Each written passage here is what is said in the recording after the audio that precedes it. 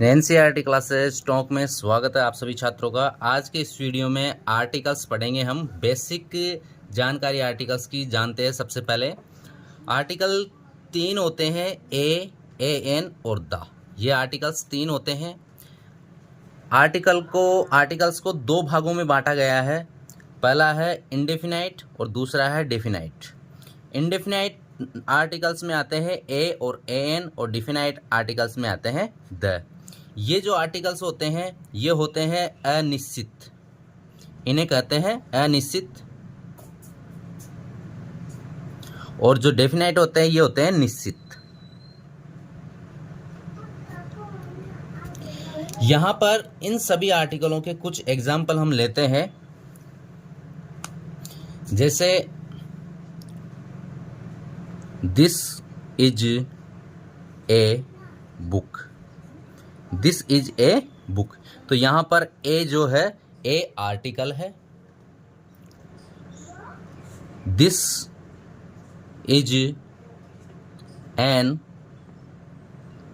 Umbrella. तो यहां पर है जो ए एन क्या है, आर्टिकल है। तो इस प्रकार से आर्टिकल का प्रयोग किया जाता है। अब आर्टिकल के बारे में आगे जो बेसिक नॉलेज जानकारी है वो है कि आर्टिकल का जो प्रयोग करते हैं वो कहाँ करते हैं।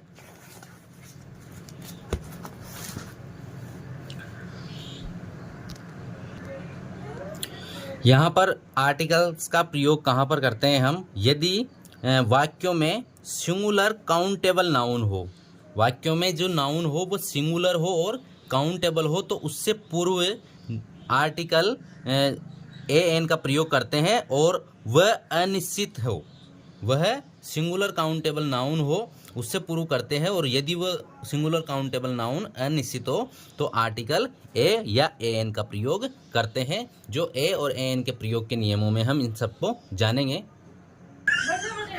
और यदि हमारा जो सिंगुलर काउंटेबल नाउन है वो निश्चित है, निश्चित होने पर नाउन से पहले द का प्रयोग किया जाता है।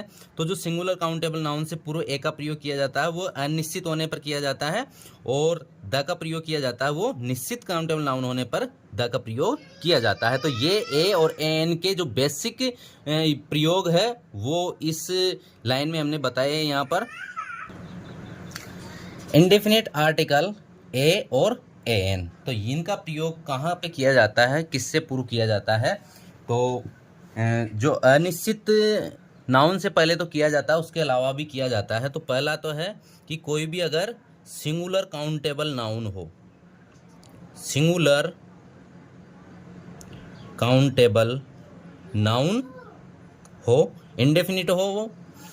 दूसरा है कि ए एन का जो प्रयोग किया जाता है, इस स्थिति में तो दोनों के ए और ए एन दोनों का ही प्रयोग किया जाता है।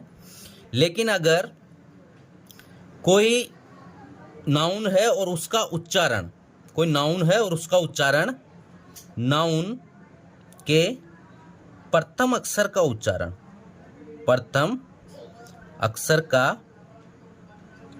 उच्चारण हिंदी स्वर के समान हो, हिंदी स्वर के समान हो, हिंदी स्वर के समान हो। जैसे अ, आ, ई, ऊ, ए, आई, जो 16 स्वर होते हैं हिंदी के, अगर उच्चारण उनके समान हो तो हम प्रयोग करेंगे ए एन का। अगर उच्चारण व्यंजन के समान हो तो प्रयोग करेंगे ए का। उच्चारण यदि व्यंजन के समान हो, व्यंजन के समान हो तो हम किसका प्रयोग करेंगे, ए का प्रयोग करेंगे। अगर उच्चारण हिंदी स्वर के समान हो तो हम प्रयोग करेंगे ए एन का। अब यहाँ पर हम देखेंगे कि ये जो नाउन है सिंगुलर है और काउंटेबल भी है, लेकिन अननाउन है। हम इनके बारे में नहीं जानते कि किस प्रकार का है, कौन सा उनका नाम है, ठीक है।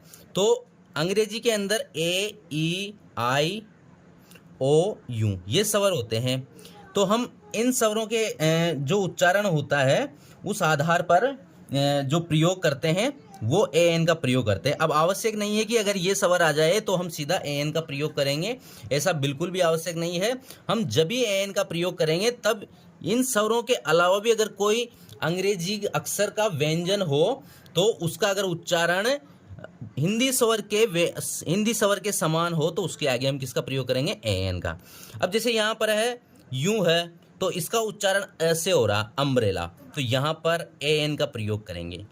यूनियन, यहाँ पहला अक्षर यूं है, अंग्रेजी के स्वर के समान है, लेकिन इसका जो उच्चारण है वो हिंदी के व्यंजन के समान है, तो इससे पहले ए का प्रयोग होगा। 1 रुपी नोट, ओ जो है स्वर है अंग्रेजी का, लेकिन जो उच्चारण है वह हिंदी के व्यंजन के समान है, तो यहाँ पर भी ए का प्रयोग करेंगे। यूनिवर्सिटी, पहला अक्षर अंग्रेजी का स्वर है, लेकिन उच्चारण में पहला अक्षर हिंदी का व्यंजन है, तो यहाँ पर भी किसका प्रयोग करेंगे, ए का। तो हमारे पास में यहाँ सीधी सी इनका जो बेसिक कॉन्सेप्ट है ये यही है कि इनका जो उच्चारण है वो हिंदी के स्वर के समान होना चाहिए। उच्चारण क्या होना चाहिए, हिंदी के स्वर के समान, तब तो हम प्रयोग करेंगे किसका, ए एन का। अगर उच्चारण हिंदी के व्यंजन के समान है तब हम प्रयोग करेंगे ए का। यूं, उच्चारण इसका हो रहा है यूं, तो यहाँ पर भी ए का। ऑनेस्ट, अब यहाँ पर ये एच जो है ये एच अंग्रेजी का व्यंजन है, लेकिन जो उच्चारण है इसमें एच साइलेंट है, ऑनेस्ट है, इसलिए यहाँ पर प्रयोग होगा ए एन का। तो इस तरह से हम प्रयोग करते हैं ए और ए एन का। तो यहाँ हमने जाना है कि ए का प्रयोग और ए एन का प्रयोग किन के साथ में किया जाता है। यहाँ पर ये सेंटेंस में दिया गया है he is an MLA MP, तो ये जो पहला अक्षर है ये अंग्रेजी के व्यंजन के समान है, कॉन्सोनेंट है, ये भी कॉन्सोनेंट है, लेकिन इनका जो उच्चारण हो रहा है ए, और यहाँ पर भी ए, ये हो रहा है हिंदी के स्वर के समान, या फिर हम कहे कि अंग्रेजी का स्वर में भी ए आता है, ए इसके समान हो रहा है, ठीक है, MLA, ठीक है, तो ए हो रहा है इसका पहला, तो उच्चारण हो रहा है स्वर के समान, और पहला अक्षर आ रहा कॉन्सोनेंट, तो हम कॉन्सोनेंट जो अक्षर के हिसाब से नहीं, अक्षर के उच्चारण के हिसाब से हम आर्टिकल का प्रयोग करते हैं, तो यहाँ उच्चारण के हिसाब से एन आया है। यहाँ है FIR, तो यहाँ पहला है ए, तो इससे FIR में आएगा NFIR। यहाँ है NCC, तो NCC। SDO, तो NSDO। X-ray, x-ray. LLB, LLB। Over, तो over. Air, air. Honest, honest. तो ये जो जितने भी यहाँ पर पहले अक्षर है इनमें एक भी जो है व्यंजन स्वर नहीं है, सारे के सारे व्यंजन है, लेकिन इनका जो उच्चारण है वो सारे के सारे पहला अक्षर जो है उच्चारण का वो सारे का सारा स्वर के समान है, स्वर है पूरे के पूरे। तो स्वर, अगर कोई भी स्वर का उच्चारण होता है तो उससे पहले प्रयोग करते हैं हम किसका, एन का प्रयोग करते हैं। द का प्रयोग निश्चित सिंगुलर काउंटेबल नाउन के साथ में किया जाता है, तो सन निश्चित है इसलिए यहाँ पर प्रयोग किया जाएगा द का। अर्थ यहाँ पर भी किया जाएगा द का। विशेष वस्तुओं, विशेष चीज़ों के लिए भी किया जाता है। स्काई, ये भी निश्चित है। द मून निश्चित है इसलिए द का प्रयोग। वर्ल्ड, इसके आगे भी द का। समुद्र एक विशेष चीज़ है, विशेष है, इसके पहले द का। और कंट्री, देश, इससे पहले भी किसका प्रयोग किया जाएगा, द का प्रयोग किया जाएगा। तो इस तरह से ये है बेसिक रूल है आर्टिकल के। अब नेक्स्ट वीडियो में हम पढ़ेंगे कि एन और द का प्रयोग कहाँ पर और